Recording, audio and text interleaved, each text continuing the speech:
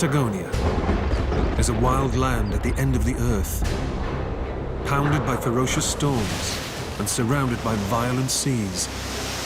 Huge glaciers rip through a landscape carved by ice. Survival here means being tough enough to cope with brutal winters and canny enough to exploit short seasons of opportunity. On land, wildlife struggles in one of the world's most extreme environments, but oceans explode with life. This is South America's most rugged wilderness.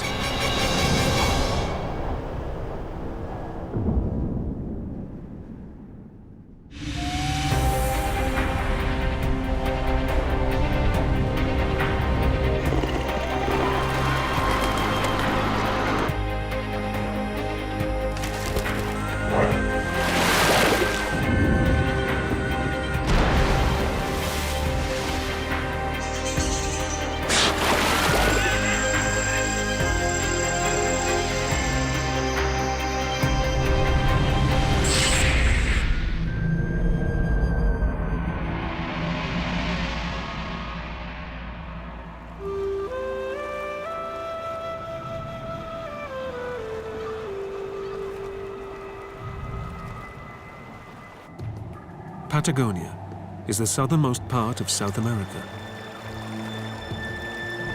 Stretching south from the Rio Colorado, it covers over 300,000 square miles of Argentina and Chile. It's a place of extremes, home to one of the world's largest deserts. And yet billions of liters of fresh water are locked into the ice of its vast glacier fields.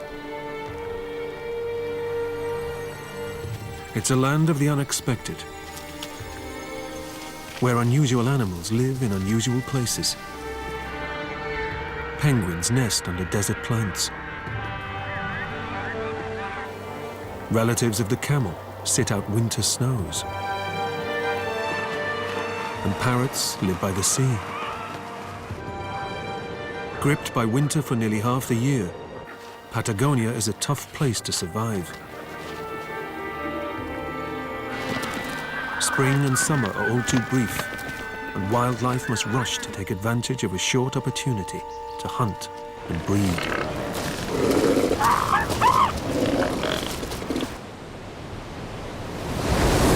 On the northeast coast, the ocean collides with a remote peninsula. It's the ideal place for sea lions to rear their pups. It's the end of summer. For the last 2 months, the pups have enjoyed the safety of the beaches. But now they're getting curious and venturing into the water. They need to perfect their swimming skills before winter returns, and they have to take their first journey out to the open ocean. Surfing the shallows, they flex their flippers and gear up for a life at sea.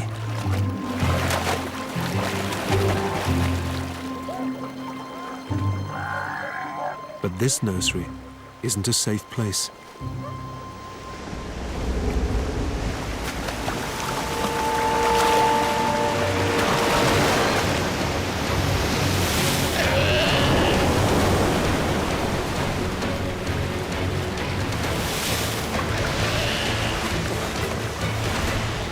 Orcas, or killer whales, are the ocean's apex predators and one of the most intelligent animals in the water.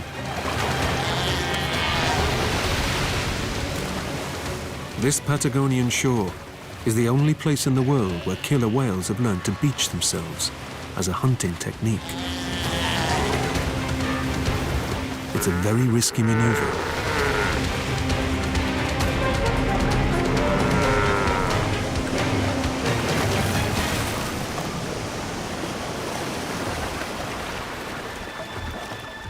If they get stranded on land, their bodies would quickly collapse under their own weight. The killer whales patrolling Patagonia's beaches have learned how to wriggle back to deeper water. The hunter's window of opportunity is short-lived. In just 2 weeks, the sea lions will leave the beaches and head south to the rich feeding grounds of the South Atlantic.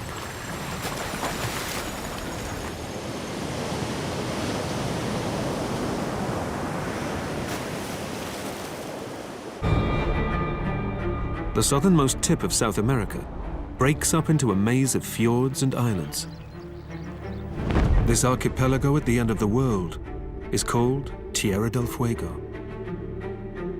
Its most southerly headland, Cape Horn, is a treeless island of rock that marks the place where the Atlantic and Pacific Oceans meet.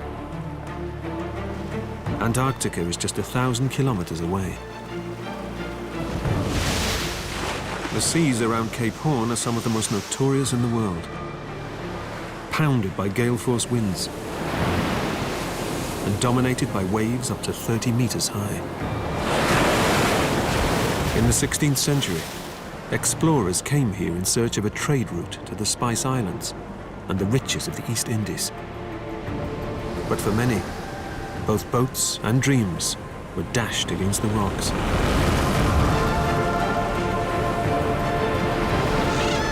Over 800 ships have been wrecked trying to round Cape Horn, and for centuries, it was known as the sailor's graveyard.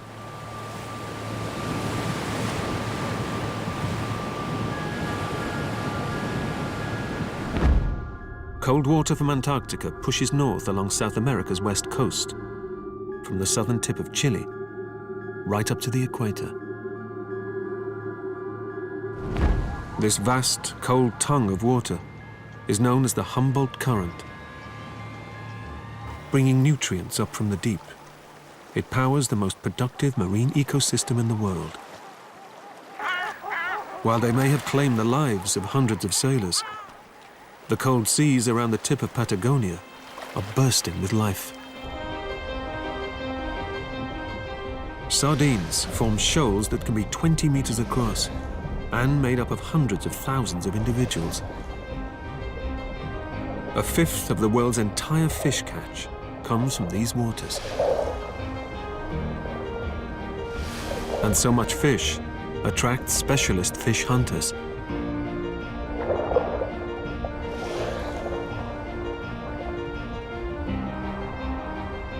A sea lion is one of the most skillful predators in the ocean.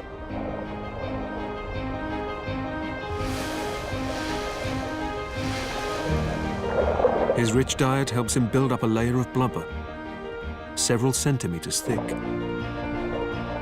keeping him warm in almost freezing water.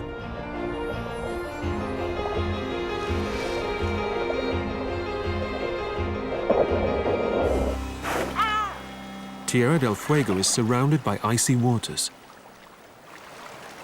but its name means land of fire.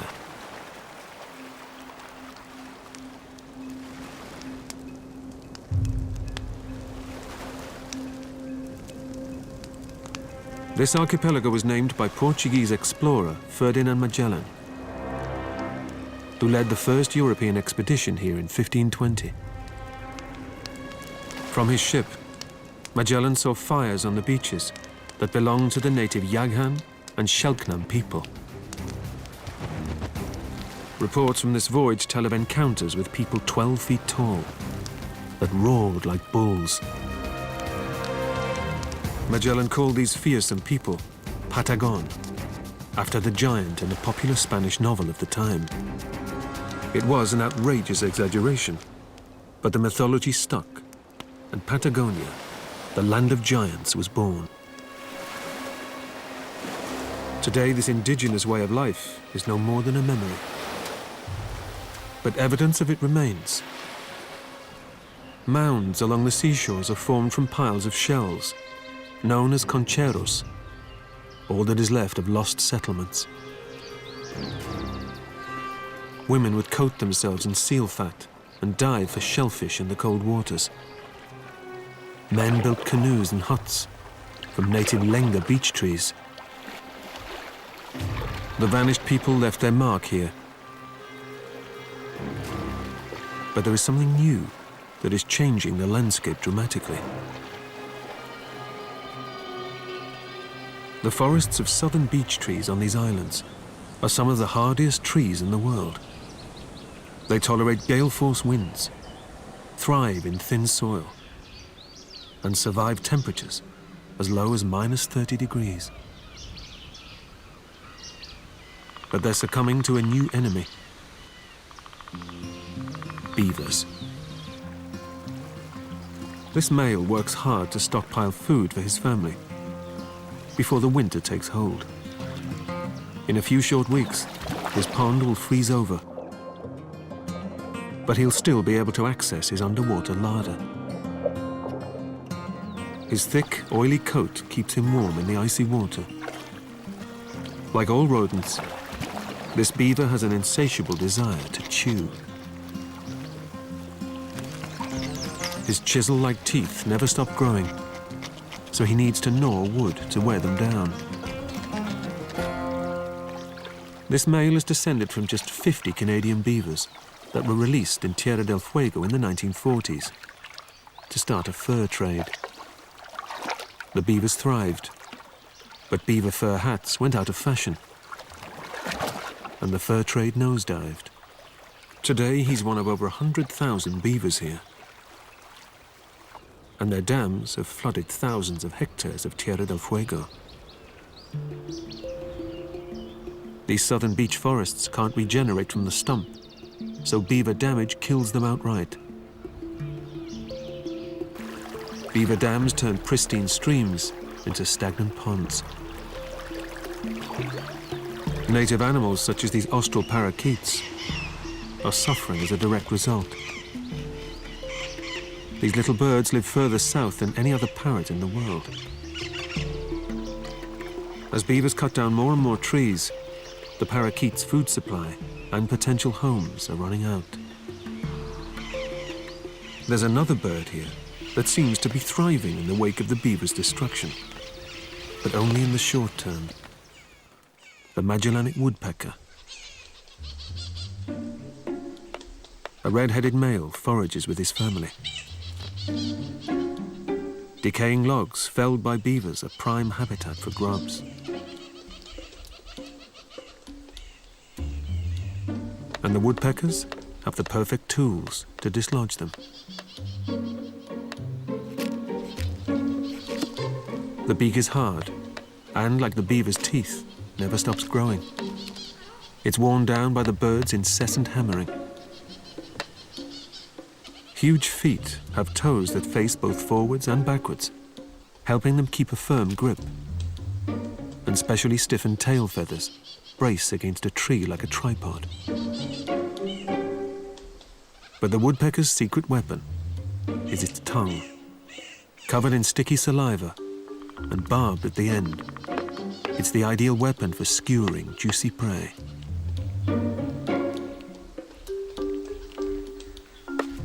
The woodpecker's tongue is also a built-in shock absorber.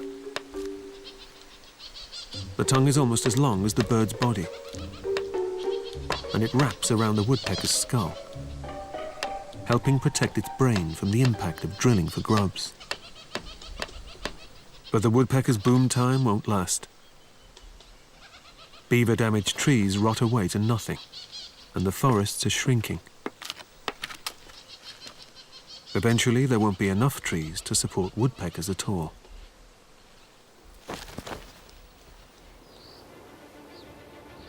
Tierra del Fuego's snow-capped hills are the tail end of the longest mountain range on Earth. The Andes.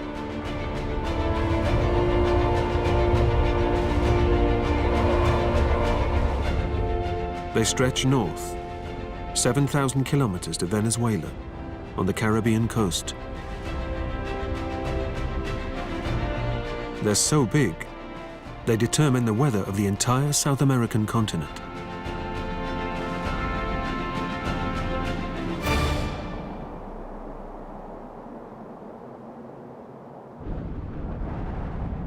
At the onset of winter, moisture-laden air blowing in from the Pacific Ocean is forced up the steep slopes. Already chilled by the Humboldt current coming up from the Antarctic, water vapor in the rising air condenses and falls as snow, which gradually compacts into ice.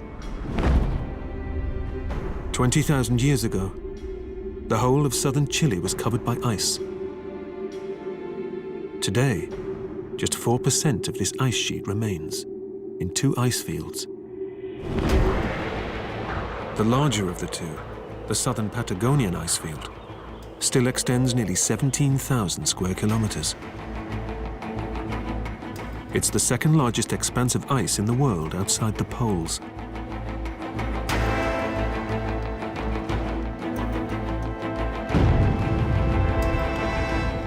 As winter approaches, more and more storms bring new snowfall to feed the ice field. Days shorten to just 7 hours of light. In the shadow of the freezing peaks, flamingos fuel up while they can. Their tongues pump up and down 6 times per second, pushing water through their beaks, allowing them to filter out algae and invertebrates. Soon the lake will freeze over, and the flamingos will be forced to move north, towards the equator. Not all animals can escape the brutal grip of winter. They have no choice but to sit out the snows.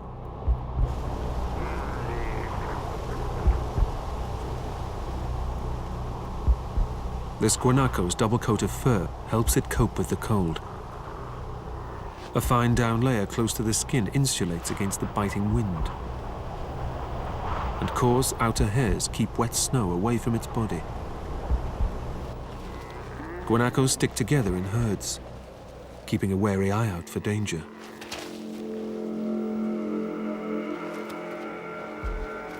The puma is a constant threat. A grey fox is wily enough to follow the herds and ekes a meager living, picking up scraps from any puma kill. But climate is the biggest killer here. Not all animals will survive the 5 long months of winter.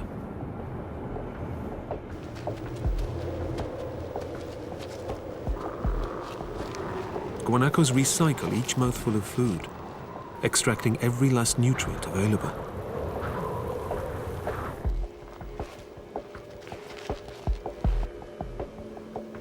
A puma is desperately hungry. But the guanacos are on high alert. And without the element of surprise, the puma has little chance of making a kill.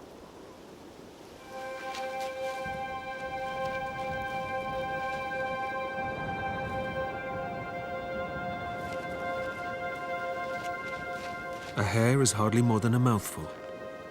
But in these lean times, it could be the difference between life and death.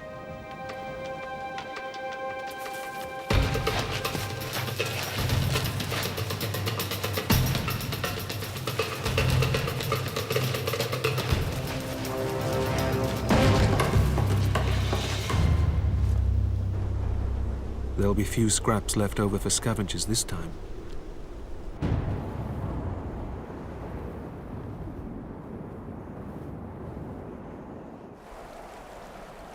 Winter loosens its grip, but never lets go of Patagonia's mountains completely.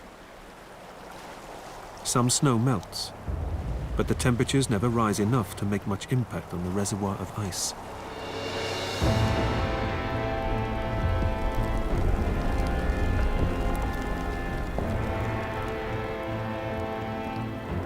"48 glaciers slowly flow down the mountains from the southern Patagonian ice field.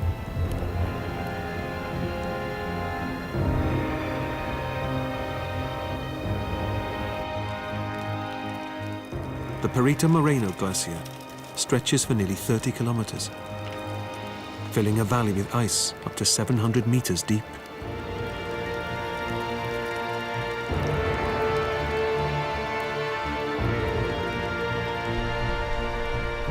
Its front end is 5 kilometers wide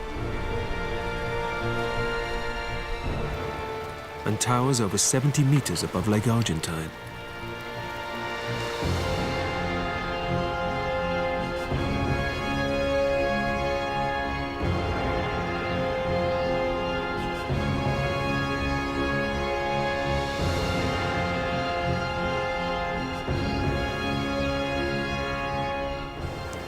As it reaches the water, the ice destabilizes and breaks apart, a process known as calving. It's not melting, but collapsing under its own weight, as its rock foundation gives way to water. Perito Moreno is advancing and crawls forward by as much as a meter every day.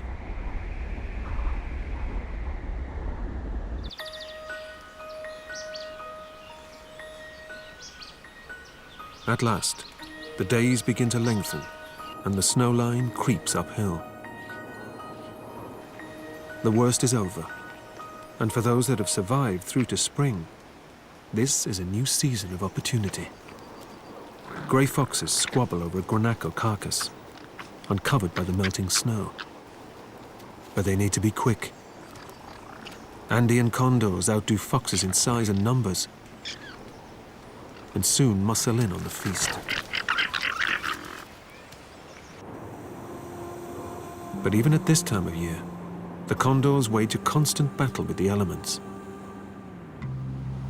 They're very picky about where they roost, choosing an east-facing cliff to make the most of the weak spring sunshine. To help them fly, they rely on thermals, rising up the rock wall. With a wingspan of 3 meters, they can soar for hours, barely flapping their wings. Young birds try and find their place in the hierarchy of the roost. But there is a strict pecking order, and larger white-collared adults get the best perches. Intruders are not tolerated.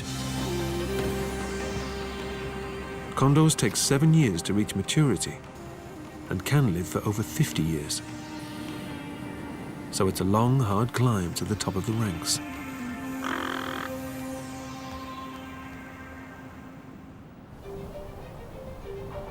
The Andes trap moisture, locking most of Patagonia's fresh water supply into its glaciers.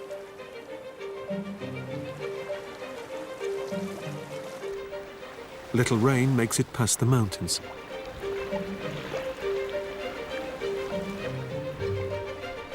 East of the range, the glacial lakes give way to the desert of Patagonia's steppe. Guanacos here have had a less severe winter than those in the highlands. But they face challenges of their own. With no rainfall and few rivers, guanacos must get all the moisture they need from eating the few tough plants that manage to grow in the arid conditions. Guanacos are the only large native herbivores able to survive here. But they do have competition. Introduced 150 years ago, sheep thrive in Patagonia. But only with man's help.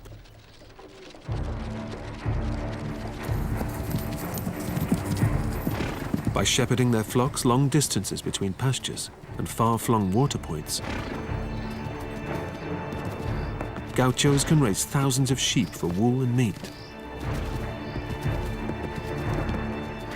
It's arduous work.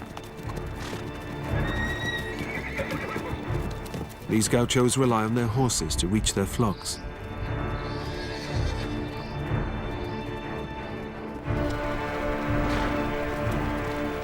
A river running through their land is a valuable asset, but as well as being a vital water supply, it can be a damaging force.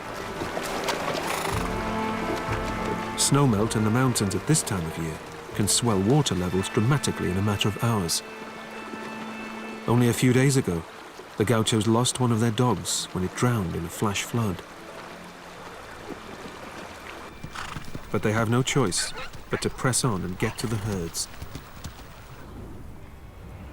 It's lambing time, the most dangerous time for sheep. A glut of young lambs often draws predators down from the mountains.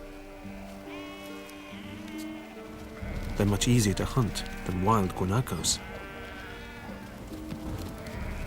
The gauchos cannot afford to lose their livelihoods to the jaws of a mountain lion. Pumas are pests here, and the gauchos need to be vigilant.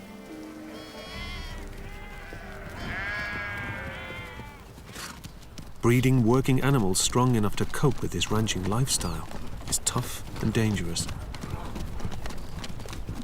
These young horses were born on the farm, but have never been handled.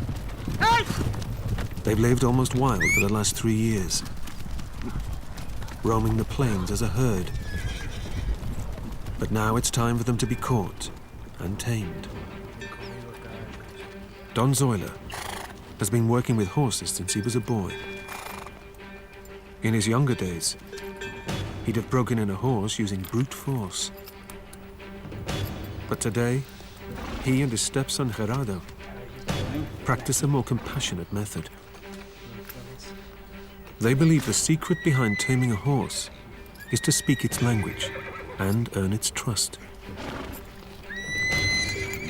But it's not easy.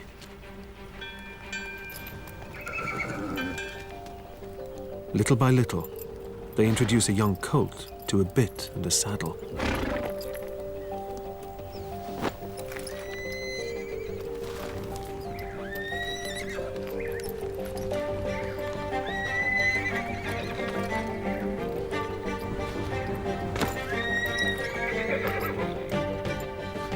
For a horse that's known nothing but the freedom of the fields, it's a shock to the system. ¡Ay! ¡Cálmate! ¡Cálmate! ¡No se va a dar la pata! No sea tan bruta, a romper la cuerda. ¡Ay, se va!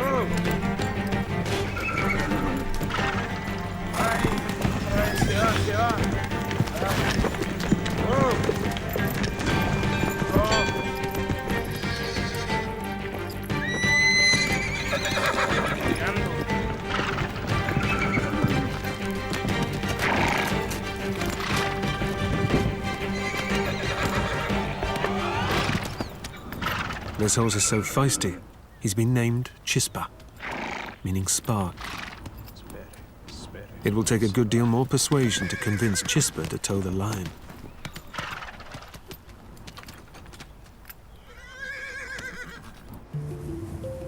The steppe makes up 90% of Patagonia. The steep drop from the mountains to the plains generates an almost constant wind. Air currents race down the Andean slopes.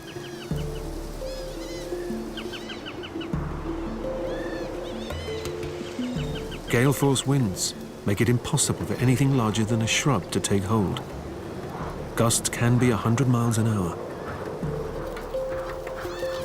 Many Patagonian insects have lost the ability to fly. Their hard wing cases have become fused.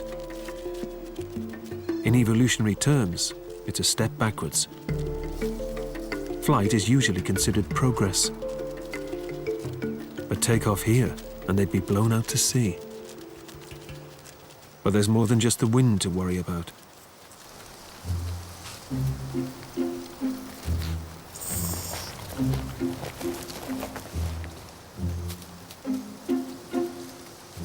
A Patagonian skunk forages for a meal. It's not a fussy eater. Skunks will eat anything they can lay their paws on, from rodents and lizards to insects and even carrion. A grasshopper disguises itself as a pebble in the hope of going unnoticed.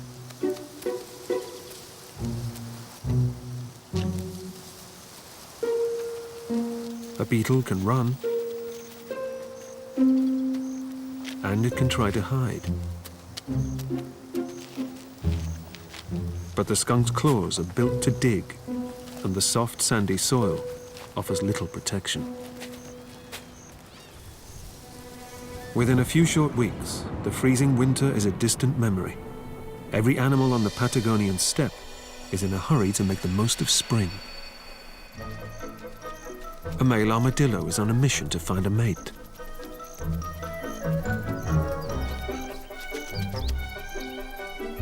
His thick skin shields him from the thorny undergrowth.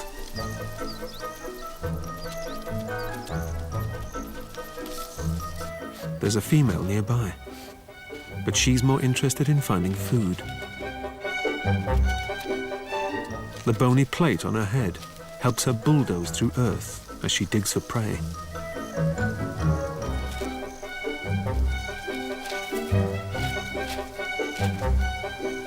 The male is hot on her heels.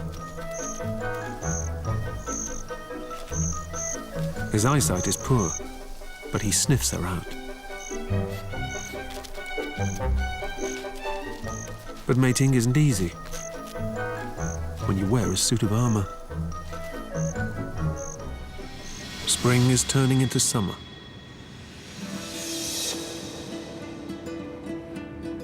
So far south, average summer temperatures are no more than 15 degrees, but daylight lasts for 18 hours. Patagonia's shores draw in animals from far and wide. 800 kilometers east of the Andes, and beyond Patagonia's vast plains, lies Peninsula Valdez. It juts out into the Atlantic Ocean to form two sheltered bays, providing a welcome resting place for ocean wanderers.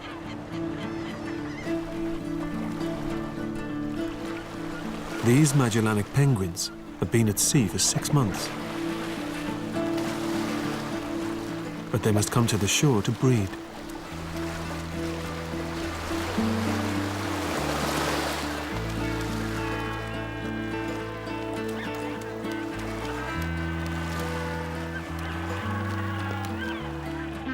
Penguins mate for life, and couples return to the same nest year after year. There are hundreds of thousands of penguin nests in several colonies along this coast. In these large rookeries, some penguins have to walk up to 2 kilometers inland to reach their burrow. Tough going for an animal adapted to life in the ocean. Penguin bodies are built for the sea. Tightly packed feathers are coated in water-resistant oil, secreted by a gland above the tail. And with flipper-like wings, they fly through the water. Life on land is much harder work.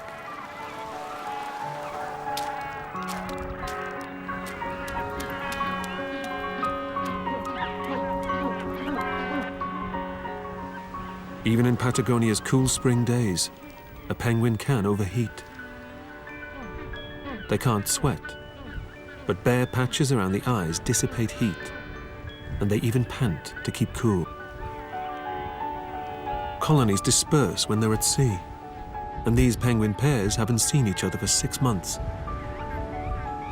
They're desperate to find their partners. But finding your mate among the multitude can be tricky.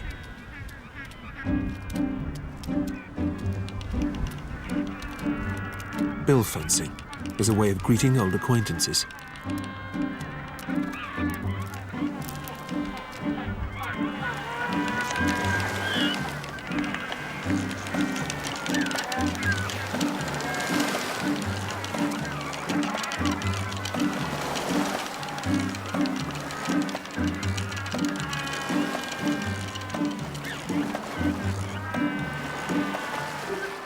But not all penguins are pleased to see each other.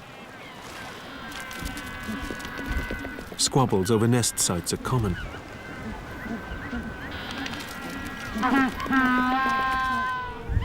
Loud brays carry right across the colony, and each penguin recognizes the distinctive call of its partner. These long-distance relationships seem to work.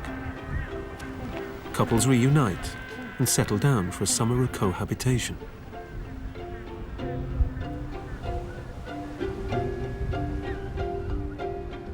Further down the coast, more marine animals are arriving.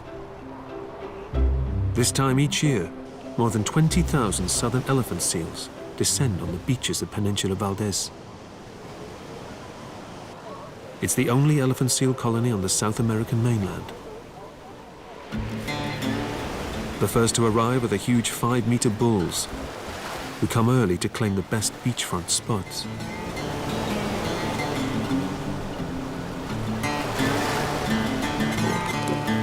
When the females arrive, in time to give birth after an 11-month pregnancy, they settle in harems around each male.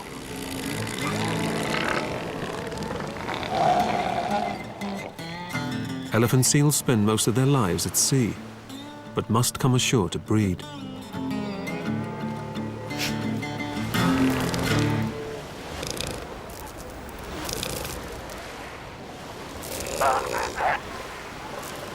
As a newborn seal takes its first breaths, kelp gulls move in.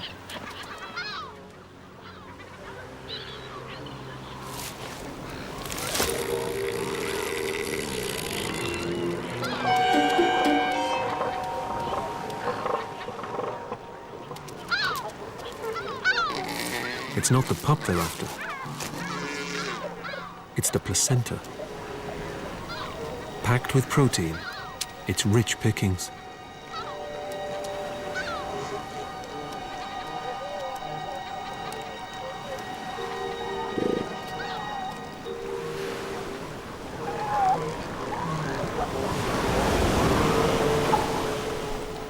Seal milk is so nutritious, pups grow incredibly fast. And they need to. Pups suckle for just 3 weeks before the females leave them to fend for themselves. In this short time, they triple their weight, while mothers lose nearly half of theirs.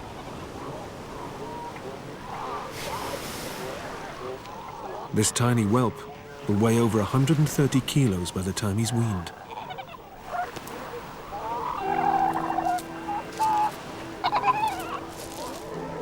One infant has been abandoned and tries desperately to latch on to a foster mother. But the female cannot afford to nurse two. Her own pup will need every drop of milk she can provide if it's to stand any chance of survival.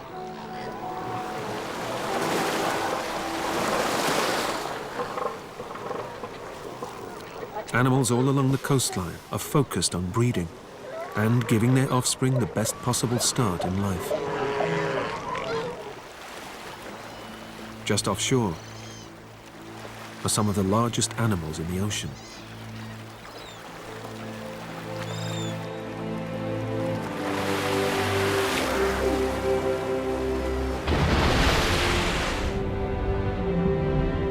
Southern right whales can grow up to 18 meters long and weigh as much as 80 tons.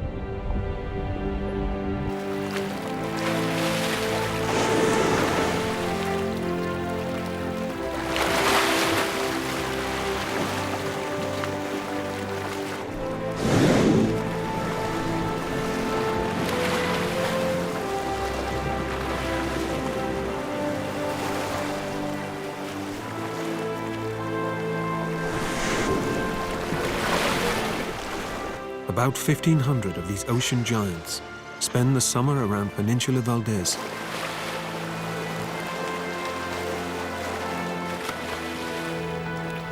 Many have come to give birth. Away from the fierce seas, these protected bays and their relatively warm waters are the ideal nursery for young whales. Newborns weigh over 1,000 kilograms. Calves drink 200 liters of milk and put on 90 kilos every day. And they'll suckle for a year before they're weaned. Even these titans would be at risk in the open ocean. Great white sharks patrol offshore, where they would easily make a meal of a baby whale. Great whites need deep water to launch an attack and rarely venture into sheltered bays. So whale mothers know to hug the coastline to keep their young out of danger. But closer to land, there's another threat. Kelp gulls have learned that the lolling whales are the source of a good meal. Whale skin is surprisingly soft, and the gulls' beaks are rapier sharp.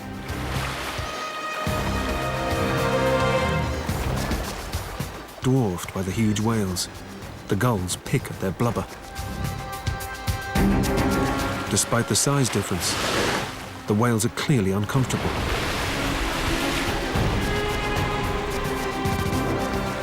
As well as causing painful lesions, harassment from the gulls means whales dive more frequently, which can make life very hard for their calves. Youngsters can't hold their breath for as long as adults and need to lean on their mothers while they rest at the surface. In just a few weeks' time, the calves will need to be strong enough to leave these bays and migrate south with their mothers to their feeding grounds in Antarctica. 150 kilometers north of Peninsula Valdez is a more surprising breeding colony. Parrots are usually thought of as a tropical jungle bird, but these Patagonian conures have moved to the seaside. This pair are renovating their cliffside burrow in preparation for laying this year's eggs. Most parrots use their beaks as nutcrackers, but these put them to work as pickaxes. Their nest holes can reach up to 4 meters into the cliff. A pair of Chimango caracaras scavenge below. A dried-out wing is not much of a meal, but they know that in a few weeks' time, there'll be a glut of parrot fledglings to feast on. Like penguins, these parrots mate for life. Nuzzling is more than a public display of affection. It helps keep each other clean and free from parasites.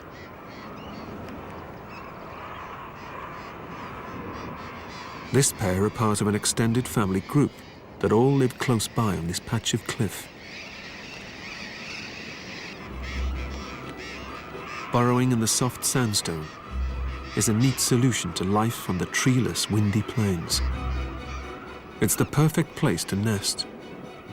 So perfect, in fact, that this couple are one of 35,000 breeding pairs that have taken up residence in a stretch of cliff 12 kilometers long.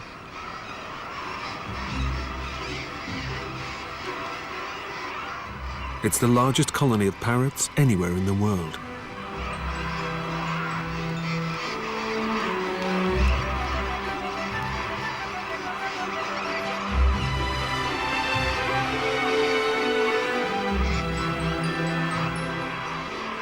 Parrots see the world very differently to humans.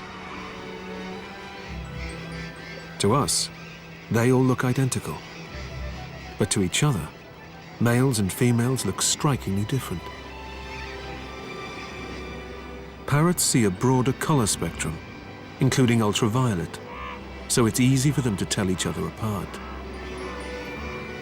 Males have brighter greens and deeper reds, while females have brighter blues and a longer red stripe on their undersides. And like all parrots, they're talkative. Just like humans, they gossip, telling each other what's going on in the rest of the flock. Living on top of each other can cause tempers to fray. Not all neighbors get on.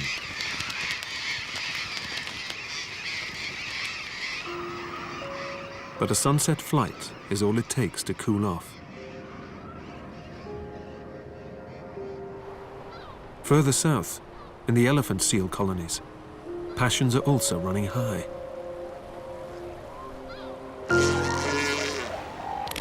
The breeding season is brief, but it's a very busy time.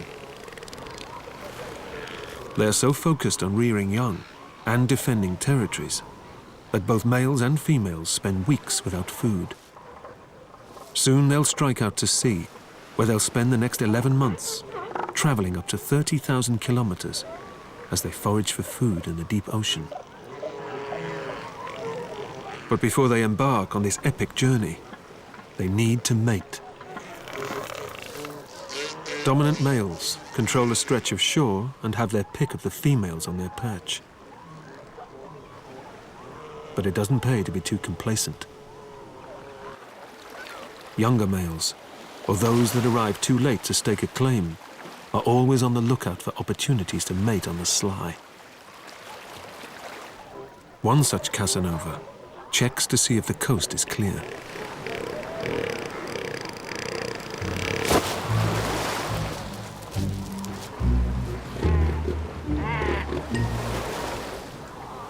The interloper spots his chance and makes his move.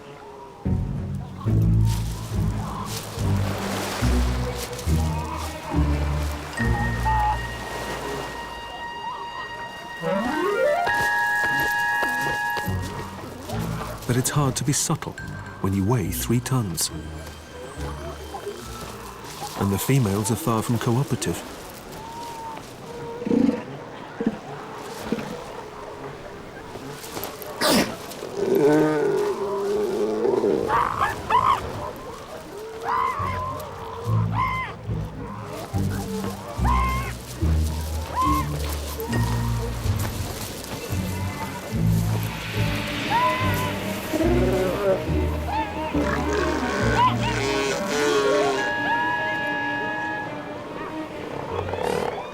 But he's nothing if not persistent.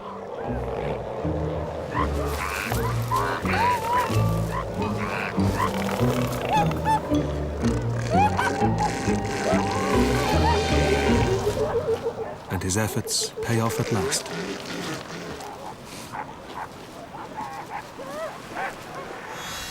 The commotion hasn't gone unnoticed. The alpha male finally realizes there's a trespasser in his territory.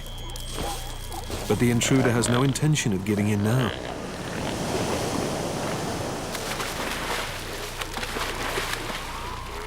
He squares up to his rival. The 2 males tower 4 meters above the beach. They're evenly matched.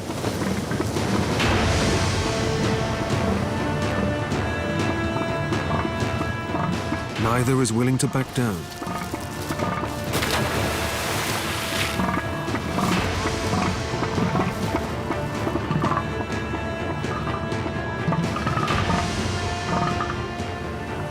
Fights can last as long as half an hour. And the results can be horrifying. Thick blubber around their necks provides some protection, but huge canine teeth can inflict serious damage.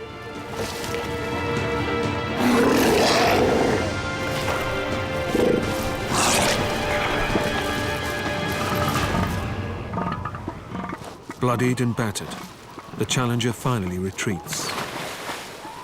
The beachmaster holds control of his harem. The elephant seal clashes are violent, but the giants offshore have a more peaceful approach to courtship. While most of the female right whales have come here to give birth, others have come to mate. They only do this once every 3 or 4 years, so when they do, they attract quite a crowd. As many as 20 males engage in an elegant courtship dance with each female. Surprisingly, there's no animosity between the suitors. In fact, they even seem to cooperate in persuading the female to mate. The secret behind this collaboration lies in the size of their testicles. Right whales have the largest testes of any animal on Earth. A pair quite literally weigh a ton. And among these giants, size does matter. The bigger the testes, the more sperm they produce, and the more likely a male is to father a calf.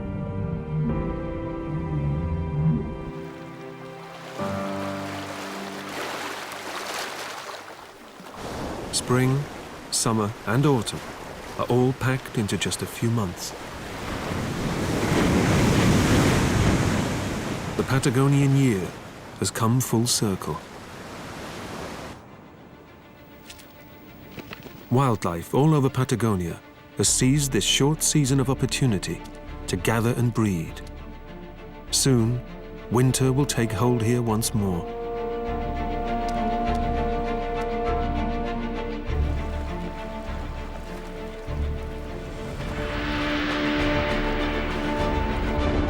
Patagonia is one of South America's last great wildernesses. A windswept plain in the shadow of frozen mountains.